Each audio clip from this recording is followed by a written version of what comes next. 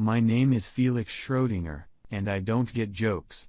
I have a sense of humor, but I don't get jokes, especially if someone is the victim of the joke, and especially if I'm the victim.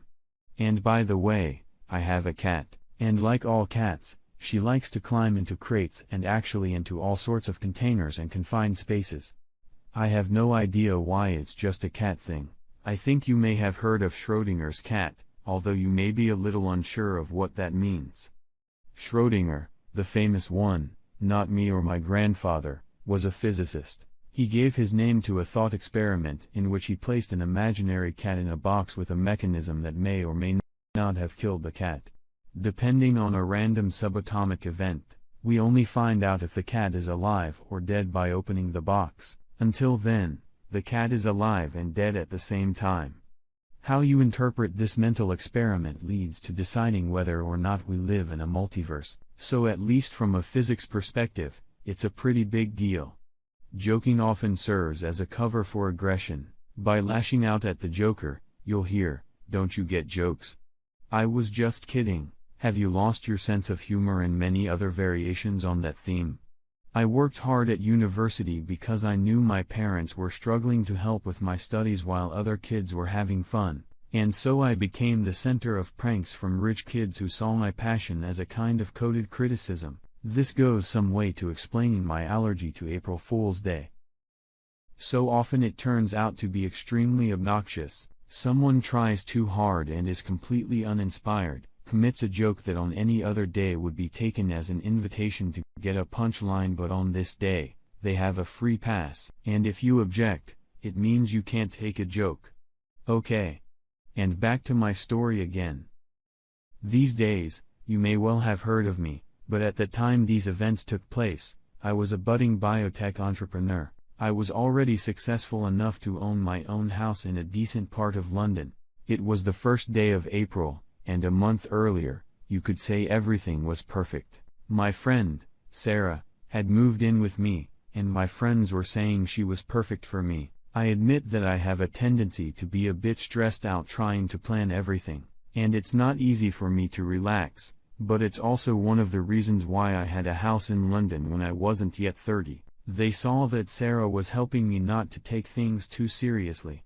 She was fun to be around. I worked pretty hard because there was an opportunity to do a big deal with a major pharmaceutical concern to provide them with important precursors for a whole range of drugs at a price that was less than normal. This was because we had come up with a different way of producing them. I knew that if we made a deal, I would be set for life, and I was the kind of guy who would only propose to his girlfriend when he was sure he could support her and the family he hoped to have. I had already bought the ring, but was procrastinating on the proposal. Unfortunately, Sarah didn't seem to appreciate it. Fun was important to her. And as far as she was concerned, I wasn't as fun as I used to be. And then her university friend, Mark, got kicked out of his apartment, and she insisted that we let him stay in the spare room, saying it would only be for a couple days. By the 1st April, he had been there for 2 weeks and seemed quite comfortable, which makes sense. Since he hadn't paid rent and hadn't yet taken a course on loading and unloading the dishwasher, when he arrived, I didn't ask him for anything as it was only supposed to be for a couple days. Oddly enough, although he annoyed me immensely, I didn't see him as a competitor in a romantic sense. No ambition whatsoever. Immature, lacking in manners, uncultured, proud of his ignorance. I hope you get the picture. On top of that, Sarah assured me that they had never been in a relationship, and honestly, I'm pretty sure she wasn't lying. The deed was done. The contract was signed, dated Friday 1st April, and I could move forward with our plans. For the first time in a long time, I was leaving work at 4. I told my secretary Gail that I was leaving. She asked if I was heading home, which in retrospect was odd since she usually never asked me that, but I didn't pay any attention to it at the time. I had plans for the evening. I had plans, and they definitely didn't include Mark. He could spend his time watching pointless reality TV as usual. We're going to a fancy restaurant, and at some point, I'll pull out a little box, get down on one knee and ask a question. That's how I saw that evening. But as a famous German general said, no plan survives contact with the enemy. Items of intimate apparel in the hall and on the stairs, sounds coming from upstairs. Sarah's voice screamed in ecstasy. Mark grunted, then said, "Exactly. Take it, slut." Sarah screamed. "Take me, Mark, take me." There were 11 steps, and each one seemed to be a meter high. I got to the top, and stood facing our bedroom door. All I had to do was reach out and open it. "Fuck me, stud," I threw up quietly and without warning. And suddenly I could think. I turned around and headed down the stairs. Strangely, it seemed to get quiet upstairs, though I was pretty sure they couldn't hear me. In the kitchen, I wrote a short note. "When I get back, Mark had better leave or his next accommodation will be a hospital room. You'll also need to find another place to live." I got out, got in my car, and drove to the Venus bar. I parked, walked in, and ordered myself a Diet Coke. I only drink alcohol when I'm happy, but not when I need to think. The Venus bar caters mostly to the dregs of humanity, or so it seems. Oddly enough, it's in a fairly posh part of London, but that doesn't do justice to the interior or the customers. That's why I go there when times are tough. It gives me perspective. After a few minutes, I started to see the positives. On some level, I already felt something wasn't right. That's why I didn't propose to her sooner. At least we weren't married yet. Oddly enough, the thing that angered me most at that moment was not the infidelity, not the disrespect, but the stupidity. Besides, I wondered what the hell she found in Mark. I know I looked at him through the eyes of a man, but I don't think he was particularly handsome. He didn't keep himself in shape like I did despite my workload, and he certainly wasn't dapper, nor did he have any prospects. Those were my thoughts as I sat there. Then she walked into the bar, gorgeous, dressed elegantly and sexy, high black heels. What I was almost certain of were stockings, not tights, totally out of place at the Venus bar, and I knew it. All those sneaky guys turned their heads like crocodiles on the river bank, ready to slip into the water, grab a tempting calf, and drag it under. She put the phone to her ear and spoke venomously. "A joke? A April Fool's prank? I can't believe you did this to me knowing how I feel about it." I could see the tears coming. "You'll be here in half an hour.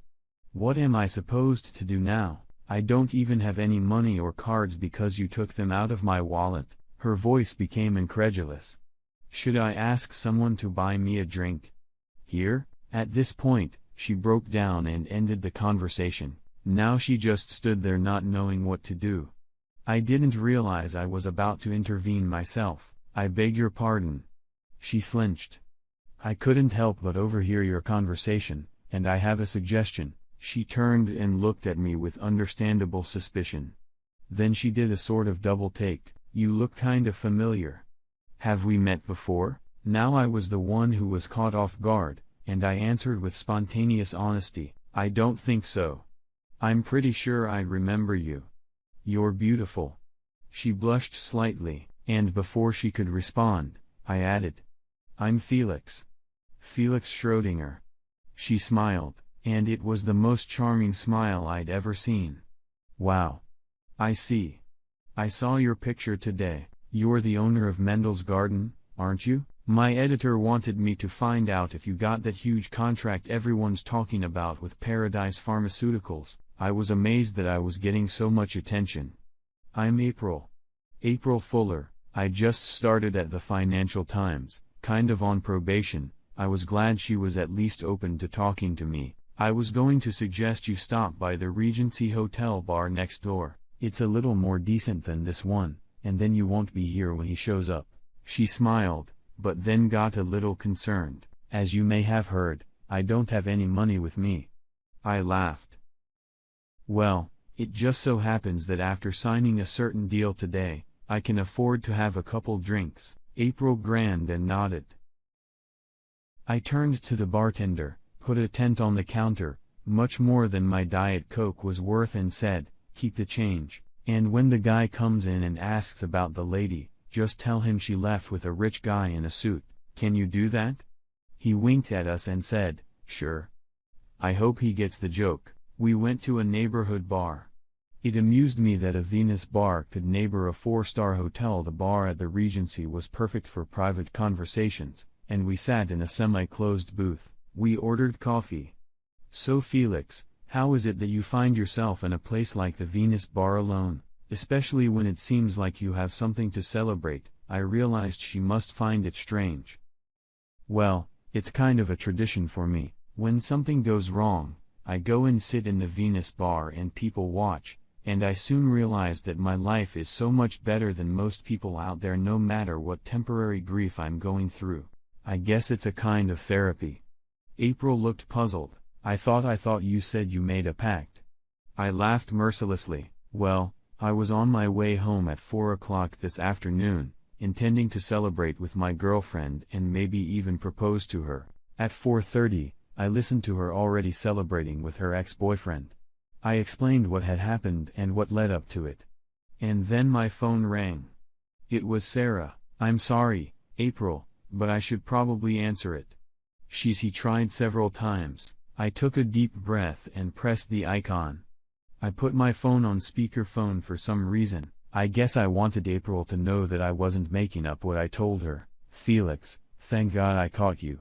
It was just a prank. We didn't really do anything. If you'd come into the bedroom, you'd have seen it. I didn't know you'd react like that. Just come back and we'll explain everything. Suddenly, I felt completely calm. There was no more conflict inside me because I had made a decision.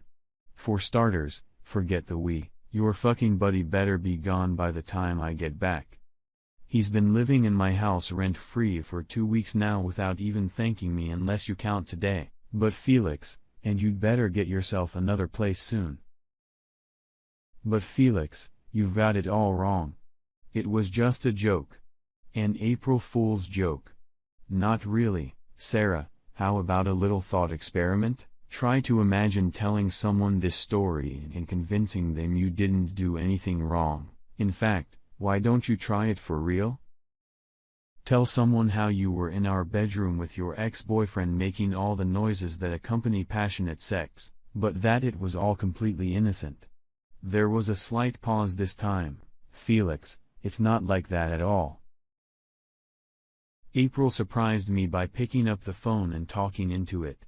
Hi, Sarah. We can start this experiment right away. I just heard your story and you certainly didn't convince me. Another pause on the other end of the wire. Who are you? April smirked. I'm just a girl Felix picked up at a bar and asked me out for a drink. I guess you could say we both don't get the joke. At this point, I picked up my phone and disconnected. We looked at each other and laughed. And then April said, you know, Felix, the funny thing is I feel like she's telling the truth. She looked at me thoughtfully. I know. I have the same feeling, but I'm sure it doesn't matter. It was clear she understood and agreed, and I was happy she didn't need to explain. Okay, April, one good turn deserves another. You asked about the contract. She smiled and said, look, Felix, I don't want to take advantage of you. Please don't tell me something you shouldn't. Oh, don't worry about it. They've already agreed it can be made public and left it to me. Our company is not listed on the stock market. So there's no problem with stock price manipulation. I was going to wait until Monday to issue a press release, but there's nothing stopping it from being earlier, and the contract itself has to be in the public domain because of EU competition rules. She looked interested. Give me your email address, April. She did, and I sent her a scan of the signed contract. Why don't you call your editor and write a note? Her eyes lit up. Are you sure about this? I mean, it would really help me. Of course, it would. I'm not going anywhere. Can you dictate a note over the phone? She nodded. Then go ahead then. She called the editor. Hey, Reg. It's April. You asked me to look into the Mendel's Garden deal. She put it on speakerphone. Okay. Do you have anything? Yes. I can confirm that the contract was signed today for 3.2 million euros. I think having years of experience meant he was careful. Sounds like fun, April, but do you have any proof? Maybe someone's just playing games here. No, I have an impeccable source. I just sent you a scan of the contract. A very brief pause followed, then it came back, and his voice sounded a little concerned. Well, it looks authentic, but how did you get it? I mean, there could be legal problems. At this point, I picked up the phone. Hi, Reg. This is Felix Schrödinger, owner of Mendel's Garden. We'll send my selfies with April in a minute to prove I'm not an imposter and everything's okay. I was going to wait until Monday to break the news, but we met by chance, and April talked me into giving her the details. We asked the waiter to take a picture of us at the table and we sent the photo to her editor. She then dictated her story over the phone, which took surprisingly little time and impressed me with how she was able to organize her thoughts and construct a coherent article without pen and paper. Intelligence can be very sexy. As she finished, she laughed and said, "Well, things are definitely looking up. I'm feeling much better." Just at that moment, her phone rang. Dan's name appeared on the screen. Shit, I guess it was her boyfriend. After hesitating a bit, she picked up the phone and put it on speakerphone as well. Cell phone rings. Yeah? Hey, babe. Where are you? At the bar having a drink like you suggested. Okay, tell me where it is, and I'll come and get you. No. You won't. What do you mean, baby? Are you mad at me? It was just a joke. Oh, I'm not mad. Anymore. I'm having a great time with Felix. Who's Felix? Oh, I realize you're just messing with me. No, Dan. Felix is a lovely man who took me to a much nicer bar and bought me a drink, and now my birthday is starting to feel good. Wow. So it was her birthday. He did this to her on her birthday. April 1st, her parents named her April, and I thought I was the one who had it bad. Hey, babe. I realized maybe I went too far this time. Just tell me where you are. His voice was starting to sound a little whiny. I picked up the phone. Hey, Dan, it's Felix. We're probably about to eat something and celebrate April's birthday in style. Don't wait up. I wondered if I'd gone too far and almost expected April to intervene, but she was clearly pleased. Hey, April. Enough. You've had your fun already. Now she took my phone away from me. What's the matter, Dan? Can't you take a joke? I'll see you later, or maybe in the morning. She ended the call, and then she did something complicated with her phone. What are you doing blocking his number? I can't turn my phone off yet because of work. They might need something. When I mentioned taking her out to a holiday dinner, I didn't think much of it, but she took me seriously, and I decided I was more than happy with the idea. It took me 2 minutes to get a reservation at the nearest reputable French restaurant. Now she was obviously a little concerned. Look, Felix, I feel a little awkward about this, and it might be awkward for you to invite a journalist to dinner, so I understand if I laughed. How about I just invite April? A smart and interesting woman I'd like to get to know better to dinner, and in the interest of full disclosure, she's also quite attractive and dressed incredibly sexy, and if you're not happy with that, I'd understand if now she laughed. In that case, I'd love to go to lunch with someone who knows how to be smart and sensitive without being a wuss, and in the interest of full disclosure, he is also a cliché tall, dark-haired, and handsome stranger, and he looks very good in a suit. So lead on. As I entered the restaurant with April under my arm, I couldn't help but notice that many men's attention immediately focused on her. It might have been a more posh clientele, but the reality was little different from the scruffy guys at the Venus bar. The food was great, even if the waiter was a little pretentious, but it didn't matter as we both felt the same way. We were seated at 7 and suddenly it was 10. We talked so casually and laughed so freely, and then it became clear that while they were patient, but they needed a table. Our hands made involuntary contact more than once during the evening, and more often, I caught myself looking into her beautiful blue-green eyes and physically reacting to the way she modestly lowered her eyes and then raised them again and even bit her lower lip once or twice, which I was sure was not intentionally seductive but all the more arousing because it was unconscious. April's facial expression suddenly turned serious. And she said, "I had such a wonderful evening, it's the best birthday I've ever had." And I have to admit that the thought of going back to the apartment and seeing Dan is really depressing. I felt the same way. I knew I'd have to deal with Sarah if she was still there, but the thought of that confrontation was guaranteed to ruin the memories of the evening. Okay. So what if I book us a couple rooms at the Regency? That way, we can sleep here and deal with all the crap in the morning. I hope that by emphasizing the two-room aspect, she would realize that I wasn't trying to force myself on her. We had just left the restaurant when she suddenly stopped on the sidewalk and pulled me to her. Looking into my eyes, she said, "You're not going to stay with Sarah, are you?" I didn't even have to think about it. God. No. Good. And I was done with Dan. I wondered where this was going, starting to feel the stirrings of something I couldn't yet identify but which made me feel much more alive than I had in a long time. "But Felix, you've already spent more than enough money." I wanted to object, but she continued, "So let's save money and get just one room." I think my smile said it all. Then she put her arms around my neck and pulled me to her upturned face, saying, "And I think it's time for me to get the birthday kiss I've been dreaming about all night." Since the invention of the kiss, there have been 5 kisses that have been considered the most passionate, the purest. This one left them all behind. Neither of us had words for how we felt. We walked to the hotel in silence, my jacket thrown over her shoulders to protect her from the evening chill, and I wrapped my arms around her. At the hotel front desk, April didn't feel the need to keep distance between us, rather proudly showing with her body language that she was with me. I splashed out on a rather luxurious room. Why not? I had just signed a contract worth millions. At first, we just looked around like children in a fairy tale. Then I turned to April and said, "I know it's your birthday today, but can I unwrap my present?" Suddenly, a little embarrassed. She nodded.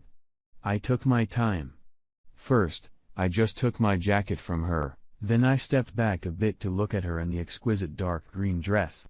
The material looked and felt like silk. "You look so ravishing, so beautiful and so sexy. I can't believe this is happening." She smiled shyly, not knowing what to say, but clearly enjoying the compliment. I didn't speak up, but I thought Dan really screwed up. He would never find another woman who could match April. I then walked over to her and stood behind her. I let the dress fall to the floor at her feet. Perhaps it really was silk, as it behaved almost like a liquid rather than a fabric. "I really hope you like neck kisses, April. Because I'm going to kiss you." I felt her flinch. "I love neck kisses, but I think you can kiss me anywhere." I kissed her neck, enjoying how soft and smooth and warm it felt under my lips. "April, everything you said tonight was so smart, so true, so funny, and completely fair in every way, so please don't ruin it now by saying something stupid. Your breasts are perfection itself, and by the time we're done, it might hurt a little bit. Get out of your shoes, April." The truth was that I loved seeing her in stiletto heels and stockings, but her feet must be sore after an evening spent in them. And I wanted everything just for her pleasure. She did as I asked and stood before me in stockings, guards, and black lace panties. She clearly wasn't an expert at wearing such lingerie as she fastened the stock over the panties. But strangely enough, I found it cute. Maybe it even meant that I was the only man who undressed her while she wore stockings. When I was younger, I'm sure I wouldn't have managed it without messing it up, but I took my time and soon she was standing there in just stockings and a garter belt. I had never seen a sexier sight in my life. "Now," April spoke.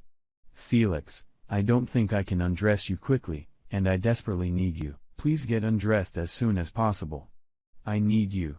She didn't have to ask me twice. For a while, we just lay next to each other, too exhausted to do anything more than give each other tender caresses while looking into each other's eyes. We were going to shower, but we ended up falling asleep. Sweaty, and smelling strongly of sex, I barely had the strength to pull the blanket over us and turn off the night lights. In the morning, we showered. We had sex in the shower, then I asked for breakfast to be brought to the room, and we spent a decade in time feeding each other in bed, which turned out to be pretty messy, and my conscience made me leave a big tip for the cleaners. When she turned on her phone, she had several messages from her editor. Her scoop had made the front page and been printed under her name, and she had been given a permanent position. The last message made us both laugh. It was from Reg asking if she could talk me into an interview. We then split off in different directions to attend to the less pleasant business that awaited us, but already happy in the knowledge that we would see each other in the evening to celebrate April's promotion. I got home at 11:30 that morning. I wondered if I would have to physically evict Mark, but as it turned out, he was gone. I walked in and found Sarah sitting at the dining room table in the living room sipping coffee. She didn't look too good, and it occurred to me that despite making love to April for so long, I may have slept more than she did. Thank God. You're here, Felix. Now we can work things out. I went and poured myself some coffee. At that moment, it dawned on me that I couldn't remember her ever making or pouring coffee for me. I walked over and sat down at the table, settling in at the opposite end. Where were you last night, Felix? It amused me that she somehow felt entitled to ask me questions. Nevertheless, I indulged her. I stayed in a hotel. Alone? No.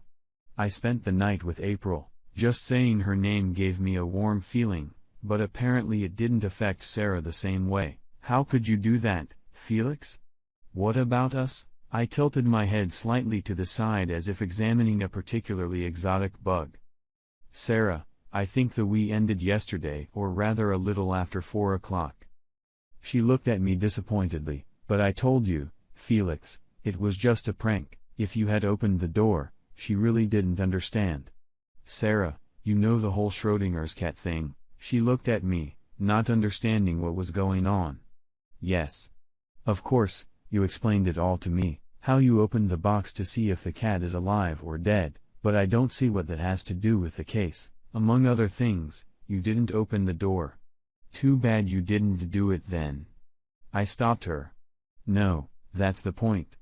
I didn't have to open the door. I could see she still didn't understand. If I had opened the door, I might have seen you both naked on our bed. Her frustration showed again. But I told you, Felix, you couldn't have seen it because it didn't happen. If you ask your secretary, Gail, she'll tell you how I asked her to let me know when you were heading home. I wouldn't do that if it was real. I went on as if she hadn't said anything. Or the other possibility was that I would have climbed those stairs agonizing over those sounds thrown up at the top in disgust and opened the door only to see the two of fully clothed far apart, laughing at me in saying April Fool's Day. Finally, she stopped talking. You see, Sarah, I didn't open the door because I didn't need to. Either way, our relationship was dead. Epilogue, April 1st. 4 years later, Jade Mountain Resort, St. Lucia. I've just watched April emerge from the infinity pool silhouetted against the sunset. She's expecting our first child, and the bump is just starting to show. We've gotten into the habit of leaving at the end of March and returning in early April without telling anyone where we're going. I am too young to retire, even though I can easily afford it. Now I only work when I want to, and I look forward to being as involved as possible in raising our children. I recently learned from a friend at the time that I was probably the only person who believed Sarah when she said she hadn't slept with Mark. Even her own mother didn't believe her. I guess you could say it was a joke on her, but I don't think it was funny to her.